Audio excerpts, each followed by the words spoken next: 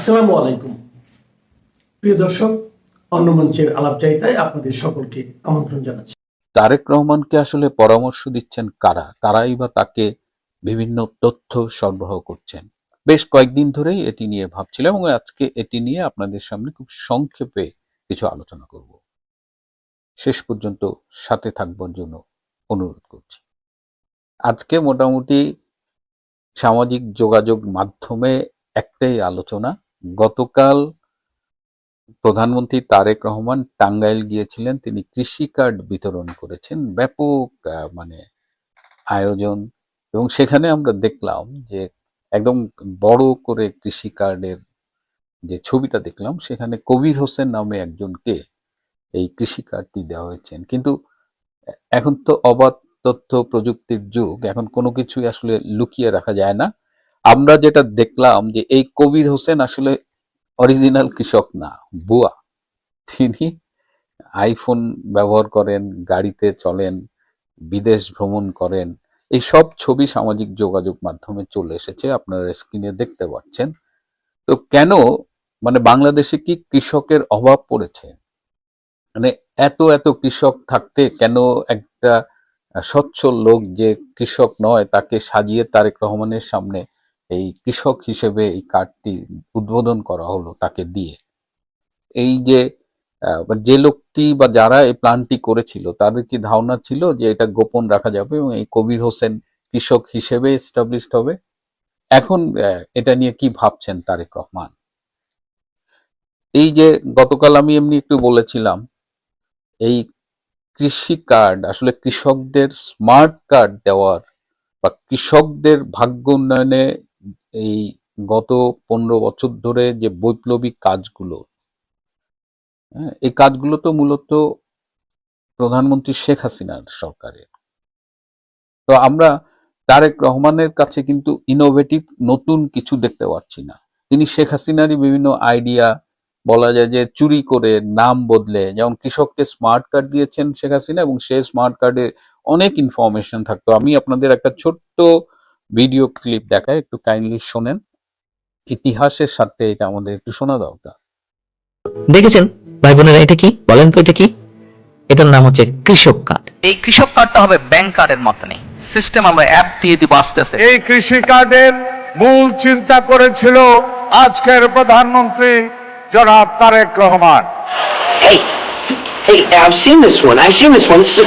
যোজনা ভর্তুকি বিতরণ সহজীকরণে 1,62,00,000 কৃষককে স্মার্ট কার্ড দেওয়ার উদ্যোগ নিয়েছে সরকার। কৃষি উপকরণ, বীজ সরবরাহ, ব্যাংক অ্যাকাউন্ট সহ 71টি তথ্য থাকবে কৃষকের স্মার্ট কার্ডে। প্রকল্পের আওতায় 1,80,00,000 কৃষকের ডেটাবেস তৈরি করা হবে। দেয়া হবে স্মার্ট কার্ড। এর মাধ্যমে প্রণোদনা, কৃষি উপকরণের ভর্তুকি ও ঋণ সহায়তার মতো বিভিন্ন সেবা পাবে কৃষকরা। আমরা কৃষি উপকরণ কার্ড করে দিয়েছি এবং সরাসরি কৃষকদের হাতে তার ভর্তুকি টাকাটা যাতে পৌঁছায় সেই ব্যবস্থাটা করে দিয়েছি। সারা দেশে 1,62,00,000 কৃষকের ডিজিটাল প্রোফাইল তৈরি করতে যাচ্ছে সরকার। এর মধ্যে 1 কোটি কৃষককে দেওয়া হবে স্মার্ট কার্ড। ডিজিটাল পদ্ধতি দিয়ে আমাদের কৃষকরা যাতে উপকারভোগী হতে পারে, তারা যেন সুযোগ সুবিধা পায় এবং উৎপাদন বৃদ্ধির জন্য কোনো সমস্যা যদি দেখা দেয় তার সমাধানের উপায় কি সেটাও যেন জানতে পারেন, সেই জন্যই কিন্তু এই ব্যবস্থাটা নেওয়া হয়েছে। কৃষি বিষয়ে সকল ধরনের তথ্য দেশের মানুষ পেতে পারবে। মাত্র 5% সুদে আমরা কৃষকদের জন্য টাকা বরাদ্দ দেবো। 96 সাল থেকে আমরা কৃষি ব্যাংকের মাধ্যমে বড়রা চাষিদের বিনা জামানতে কৃষি ঋণ দেওয়া শুরু করি। সো এই কৃষকদের জন্য স্মার্ট কার্ড, 10 টাকায় ব্যাংক অ্যাকাউন্ট খোলা, তো সেখান থেকে তো তারেক রহমান খুব বেশি কিছু ভালো কিছু করেননি, নতুন কিছু করেননি। বরং মাসে একটা কৃষক কত টাকা পাবে, তাও আবার সেই কার্ডটা প্রকৃত কৃষক কতজন পাবে, আদৌ পাবে কিনা সেই সন্দেহ এখন দেখা দিয়েছে এই কবির হোসেনের মতো ভুয়া কৃষকরা, যারা এখন উদ্বোধনে কৃষি কার্ড গ্রহণ করছেন প্রধানমন্ত্রীর হাত থেকে। কিন্তু এই টাঙ্গাইলে আরো একটা ব্লান্ডার করেছেন তারেক রহমান। তিনি বলেছেন 1979 সালে জিয়াউর রহমানের সময় যে জাতীয় সংসদ নির্বাচন হয়েছিল, যে নির্বাচনে বিএনপির প্রতীক ছিল ধানের শীষ, সেটা নাকি ভাসানী ন্যাপের প্রধান মাওলানা আব্দুল হামিদ খান ভাসানী জিয়াউর রহমানের হাতে তুলে দিয়েছিলেন। 1979 সালে ভাসানী সাহেব জিয়া রহমানের হাতে ধানের শীষ তুলে দিয়েছিলেন। কিন্তু এখানে একটু দেখেন, 79 সালে নির্বাচনের সময় আসলো, সেই সময় মওলানা ভাসানী শহীদ রাষ্ট্রপতি জিয়া রহমানকে বললেন, তোমার হাতে আমি ধানের শীষ তুলে দিলাম, তোমার হাতে আমি ধানের শীষ তুলে দিলাম।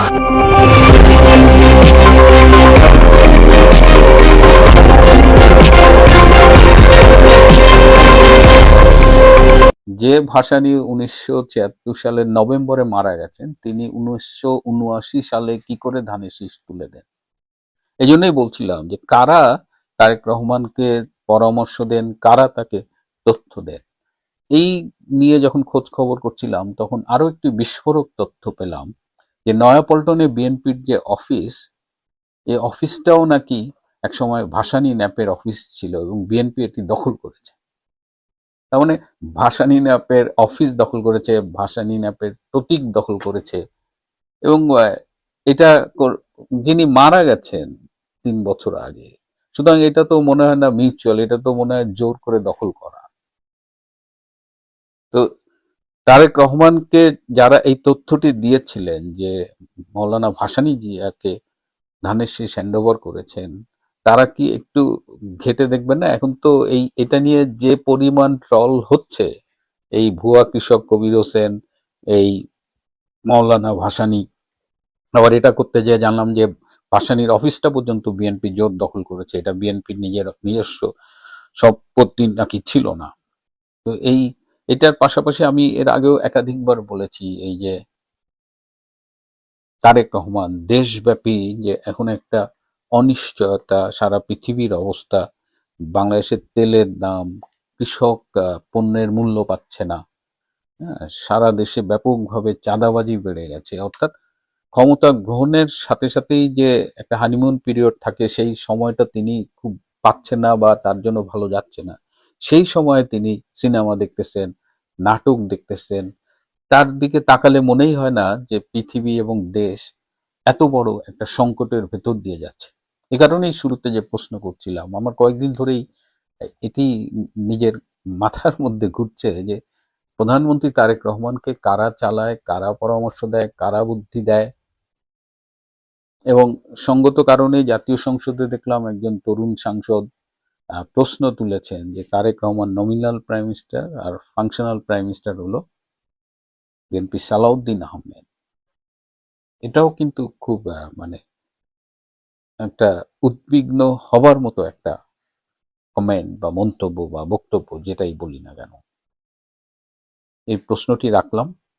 বিএনপি একটি বড় দল, তারা সন্ধ্যা রাতের ভোটে হোক আর যেভাবেই হোক ক্ষমতায় এসেছে, কিন্তু ক্ষমতায় আসার পরে তারা যেভাবে একের পর এক সার্কাস দেখাচ্ছে, তাতে আশাবাদী হওয়ার কোনো কারণ নেই। প্রিয় বন্ধুরা, আজ এ পর্যন্তই। ভালো থাকবেন, সুস্থ থাকবেন, তার চেয়েও জরুরি হলো নিরাপদে থাকবেন। আসসালামু আলাইকুম। সাবেক প্রধানমন্ত্রী শেখ হাসিনা, রিফাইন্ড আওয়ামী লীগ এবং ভারত সম্পর্কে আমাদের মানব জমিন পত্রিকা একটি রিপোর্ট করেছে। আমি একটু বলে রাখি যে মানব জমিনের যে অনুসন্ধানী প্রতিবেদনগুলো, সেইগুলোর প্রতি আমার মোটামুটি আস্থা আছে, এক ধরনের বিশ্বাসযোগ্যতা, তুমুল বিশ্বাসযোগ্যতা আছে মানব জমিনের প্রতি। নিশ্চয় সবগুলো সম্পর্কে নয়, এই না থাকাগুলোর মধ্যে আমার কাছে মনে হয়েছে যে রিপোর্টটি নিয়ে এই মুহূর্তে কথা বলবো সেটি অন্যতম। আমার কাছে একটু খটকা মনে হয়েছে এই রিপোর্টটি সম্পর্কে। আগে বলে নিই রিপোর্টটিতে আসলে কি বলা হয়েছে, অনেকেই হয়তো পড়েছেন, তারপরে একটু বলি ছোট করে। মানব জমিন নাকি জানতে পেরেছে পরিশোধিত বা রিফাইন্ড আওয়ামী লীগ গড়তে 2টি প্রস্তাব নিয়ে কাজ শুরু করেছিল ভারতের কেন্দ্রীয় সরকার, অর্থাৎ নরেন্দ্র মোদীর বিজেপি সরকার। ভারত সরকার নাকি প্রস্তাব দিয়েছিল যে শেখ হাসিনাকে ভারত ছেড়ে কাতার চলে যেতে হবে, না হয় নতুন আওয়ামী লীগ গড়তে তার সম্মতি দিতে হবে। শেখ হাসিনা নাকি 2টি প্রস্তাবই নাকচ করে দিয়েছেন ভিন্ন কৌশলে। মানবজমিন বলছে, বাংলাদেশের নির্বাচনের আগে আওয়ামী লীগ যাতে অংশ নিতে পারে সে লক্ষ্য নিয়েই প্রস্তাব চালাচালি হয়েছিল, কিন্তু হাসিনা তার সিদ্ধান্তে অনড়। তিনি কোনো অবস্থাতেই ভারত ছাড়তে চান না, যেতে চান না কাতারে। তিনি মনে করেন কাতার যাওয়ার মানে হচ্ছে নেতৃত্ব ছেড়ে দেওয়া, একাধিক কূটনৈতিক সূত্র এই ইঙ্গিতও দিচ্ছে যে হাসিনাকে বলা হয় তার নেতৃত্বে আওয়ামী লীগ পুনর্গঠন প্রায় অসম্ভব। গণ আন্দোলনের মুখে ক্ষমতাচ্যুত হওয়া শেখ হাসিনা সরকার যেসব গণহত্যা চালিয়েছে তা মানুষের মন থেকে এখনো মুছে যায়নি। মানুষ বিক্ষুব্ধ, প্রশাসনিক কোনো সমর্থন নেই, বাংলাদেশের কোথাও দলের কোনো দৃশ্যমান অস্তিত্ব নেই। সরকার বিদায় নিয়েছে, দলও বিদায় নিয়েছে, নেতারা হয় ভারতে কিংবা অন্য দেশে আশ্রয়রত, কর্মীদের বেশিরভাগই এখন পলাতক। দল পুনর্গঠনের কোনো চেষ্টা তদবির নেই। এই যে দল পুনর্গঠনের কোনো চেষ্টা তদবির নেই, এইটুকু বাদে শেষের অংশগুলো ঠিক আছে, যে নেতারা প্রায় নিরুদ্দেশ বা দেশের বাইরে, অধিকাংশ কর্মীরা কারাগারে, এগুলো সব ঠিক আছে। কিন্তু আর অন্য যে তথ্যগুলো অন্তত এই অংশটুকুতে দেওয়া হয়েছে তা আসলে কতটা তথ্য নির্ভর, আমার কাছে মনে হচ্ছে যে এই রিপোর্টটার অধিকাংশই যথেষ্ট অনুমান নির্ভর। এই যে গণ আন্দোলনের হত্যাকাণ্ডগুলোর পেছনে কারা দায়ী, কারা আসলে এই হত্যাকাণ্ডগুলো ঘটিয়েছে, পেছনে বহির্বিশ্বের কারা নানান ধরনের ম্যাটিকুলাস ডিজাইনের মধ্য দিয়ে এই আন্দোলনের সূচনা করেছে, এইগুলো কি মানুষের এখন আর কোনো অজানা আছে? বাইরের বিশ্বগুলো তো, বাইরের মিডিয়াগুলো তো কি নানান ধরনের অনুসন্ধানী রিপোর্ট এর মধ্যে প্রকাশিত হয়নি? মানে এখানে আর গোপনীয়তা বলে কিছু আছে? হ্যাঁ, অবশ্যই অজানা এখনো পর্যন্ত আমাদের কাছে অনেক কিছু রয়ে গেছে, সেগুলোও নিশ্চয়ই খুব শিগগিরই বের হবে। দলের কোনো অস্তিত্ব নেই, দৃশ্যমান কোনো অস্তিত্ব খুঁজে পাওয়া যাচ্ছে না, এটিও তো আমরা সবাই জানি। কিন্তু কেন দলের অস্তিত্ব দৃশ্যমান নয় সে কথাও কি ব্যাখ্যা করে বলতে হবে? আওয়ামী লীগের রাজনৈতিক কার্যক্রম যে নিষিদ্ধ করে রেখেছে ডক্টর ইউনূসের জঙ্গি শাসনের নীতি নির্ধারকরা, এটি কি কারো অজানা? এখানে যে বলা হচ্ছে হাজার হাজার নেতাকর্মী কারাগারে, তাহলে দল তো নিষ্ক্রিয় থাকবেই। এখানে দৃশ্যমান হওয়ার আর কি আছে?